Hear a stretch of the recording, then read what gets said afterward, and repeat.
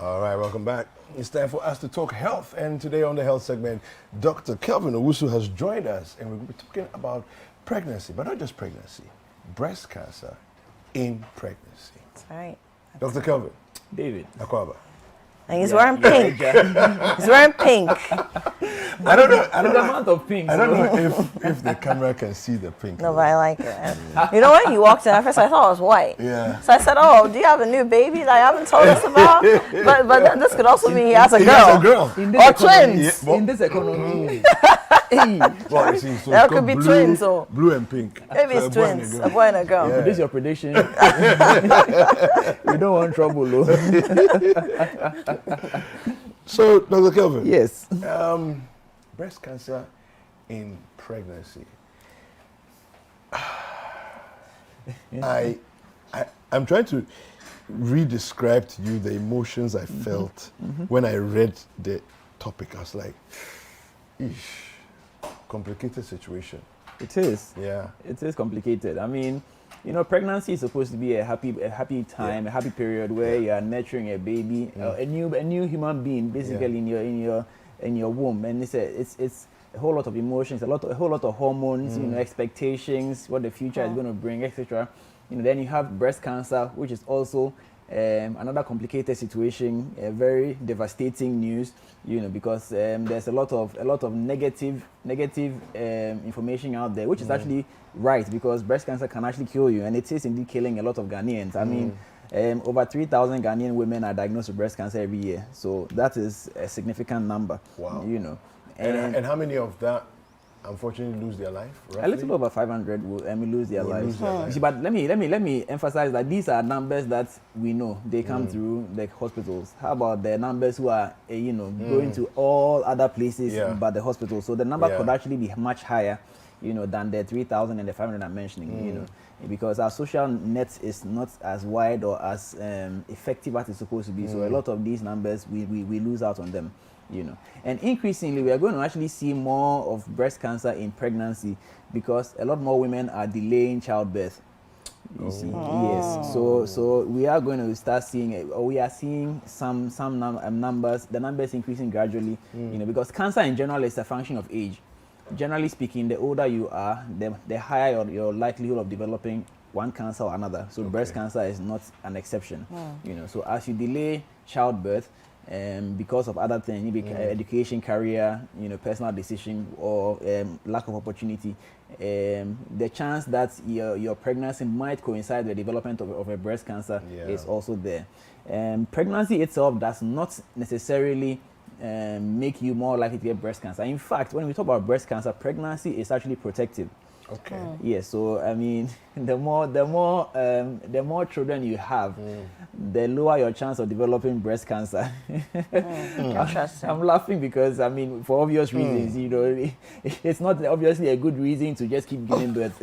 So, but yes, but it seems quite an economic advantage. even though it's expensive to have the kids, when you think about the cost of therapy and everything else, it may be a good idea to just have the kids. but let me burst your bubble. The more pregnancy, the more children you have, the higher risk of cervical cancer. So it's not, you can't It's a take your chicken cake and have it. egg. So you have to choose one. But You yes, can't but have today both. we are discussing breast cancer. Yeah. So pregnancy so pregnancy and subsequent breastfeeding actually protects against breast cancer. I see. You know, but that protection, like I said, is not absolute, and so a few women would or could experience or could be diagnosed of breast cancer during pregnancy. So it's happening even in Ghana. In the case it happens, what do you do? Now that is a difficult question. Not to answer, but to experience, because let's take it from here. Now, cancer basically is cells, normal cells that are behaving abnormally. They have gone haywire. They are no longer responding to the control mechanisms. You know, the body has measures to keep everybody in check. You know, like how the government is supposed to keep everybody in check. Everybody is supposed to pay taxes, etc. You know, the body also has a system that keeps the cells in check.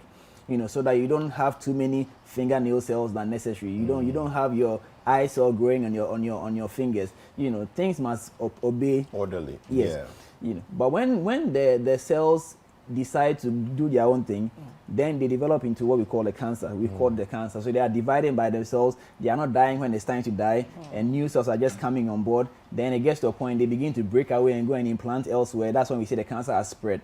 You see, so keeping that in mind, the treatment of cancer, therefore, is aimed at trying to control cells that are dividing uncontrollably. Okay.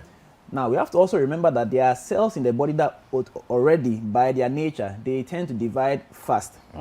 You know, such as the cells in your mucosal linings. Yeah. You know, such as your hair cells. Yeah. You know, such as even your fingernail cells. You know, so that is why when you go through cancer treatments, some of the side effects of cancer treatment, you notice that those fast dividing cells begin to suffer. So people tend to lose their hair because hair is already a fast dividing cells. Yeah. And these are the cells that would suffer the consequence of cancer treatment, because the cancer treatment is targeting fast dividing cells. Yeah. You know, so hair cells begin to fall out. You notice that even the lining of your mucosa bleeding, so bleeding gum, bleeding from your anus and other orifices is also a side effect. Yeah. You might even notice darkening of your nails and related things. Now, I'm giving this background because when you are pregnant, guess what? There's another set of cells that are dividing pretty fast, and that is the baby. Yeah. So that makes that presents a real challenge. Yeah. How do you treat the cancer and protect the baby? Yeah. It is nearly impossible, especially in our setting, you know, where cost is a huge factor. Elsewhere, they are able to do some amount of treatment even during pregnancy. But over here, we are limited in how much we can do. Yeah. And so depending on the stage of pregnancy, the age of the pregnancy, the advice is based on the age of the pregnancy. You know, if your pregnancy is early, you know, then, I mean, after we have explained to you all the risks that I have just explained, that the cancer treatment will necessarily affect the baby's development. Yeah.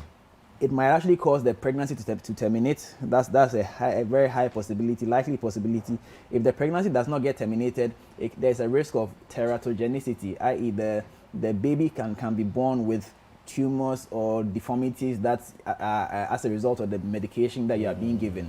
You know, because some cancer treatment will go through radiation, you know, so all those can affect the developing baby. You know, and then even after the baby is born, you may not even be able to breastfeed because, again, you are being given chemotherapeutic agents that are going to affect the baby, because it will come through the breast milk. If that's assuming you can actually you are in a position to breastfeed, and if you are not able to breastfeed because the treatment has affected your ability to breastfeed, that presents another challenge as well. So you have to put all these together and then make a decision.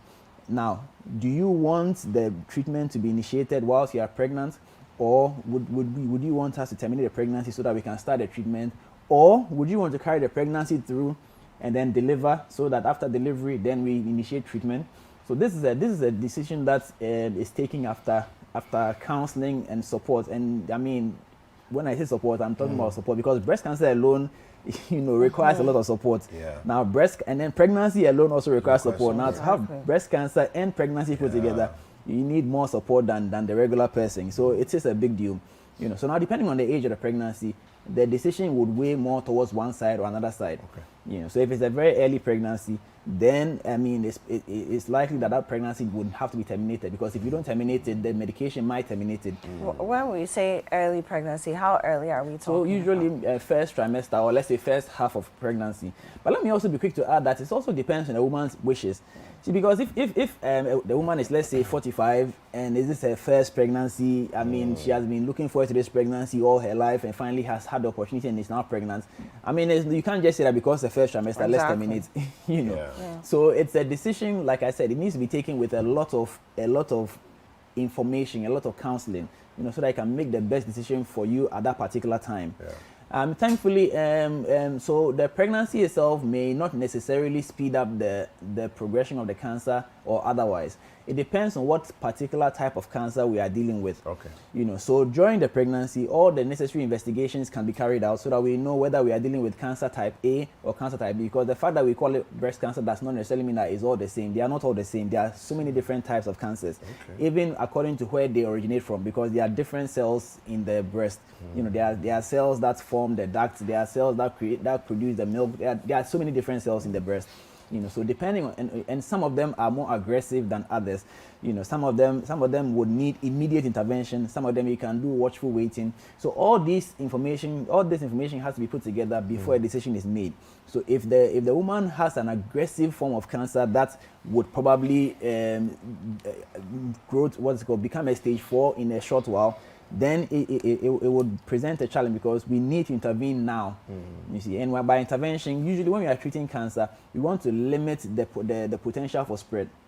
So depending on the size of the cancer, or let me put it this way, the size of the cancer can give an indication as to how quickly it's going to spread or how much spread is possible. So if you discover a tumor and it's very small, the risk that it has already spread is smaller. So let's say we can hold on a bit, especially if it's not an aggressively growing tumor. If you discover a tumor and at the point of discovery it's already huge, then again it presents a challenge. We need to intervene now because the risk that it has already spread is high. So all these must be put together before a decision is made, and it's not an easy decision for anybody, whether the doctor or the patient in this discussion. What would you say to viewers who are watching who they don't know yet, but they are wondering if it's something that they may be approaching? They've felt something and they're uncomfortable. What would you say to them as we wrap up? You see, I mean, that's why I guess the whole month is important. It starts with knowing yourself, knowing your breast. You need to know the breast is for you. If you come to me as a doctor, yes, I might be able to examine it professionally and everything, but I don't know your breast as much as well as you know your breast. So you need to examine your own breast as often as you possibly can. At least once a month, you need to do it. And ideally, you should do it once a month. At least once a month. Okay. I mean, once every cycle. Let me put it. Once every cycle, you need to do it. So you should know your cycle. That's a whole other discussion. And you should actually do it about 10 days after your period. Okay. It's because that's usually when the breast is not. It's less lumpy. It's less weighty, among other things. So that's usually the ideal time. So when you know your breast, then when there's a slight change, you can pick it early because early detection is key. Early detection makes all the difference. So if you can pick a change early, then you can report early, and then we can do the interventions early. Now if you are pregnant, obviously there are changes that go on in your breast, so it makes it a bit more difficult. So if you notice anything that you are not too sure of, you quickly report to the hospital and have the professionals do a thorough assessment. Being pregnant means that there are things you cannot do. Don't go and do a mammogram. In fact, once you go to a mammogram, one of the first questions they'll ask is, "Are you pregnant?" When was it? Or they'll ask the nicer way, "When was the last period?" Unfortunately, many women don't know their last period. So let me take a few seconds. When a medical person, and emphasis on medical person, when a medical person asks for your last period, what we want is the first day that you started bleeding. So that is the date that is important. That's the not date when it ended. We are not at that particular time. We are not interested in when it ended. It's actually the first day you started bleeding, because that also tends to be the first day of your next cycle.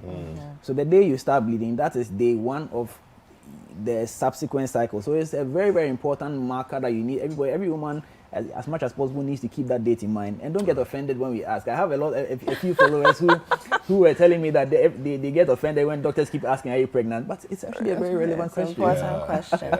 No, but I mean, on another day, maybe we can, I don't know, maybe on Consumer Tech, and maybe have you on that segment talk about apps that help to track your cycle. I mean, when we were much younger, when we started out with cycles, we had singing notebook, singing the small one, but now we have apps for that. And there's really no excuse. If you're on Instagram and TikTok, there's no excuse not to have an app to track your cycles. Very, very critical and important. Those things, they have saved me in interesting ways.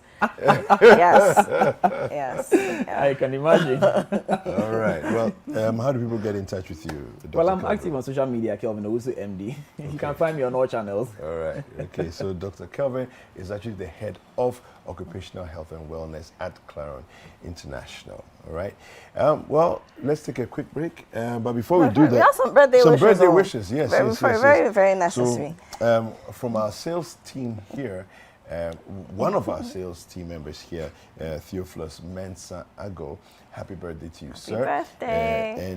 And then to our sister, Linda Kanko of TZ Head HQ. happy birthday to you as some well. of the best tour in town. Look, Sunday I go And chop Dawa Jollof. Ah, so Sunday. you were in my Oh, hood this and you did Sunday. it. Wow, I'm offended. Happy birthday to you both. Yes. All right, we'll take a quick break. Entertainment is up next.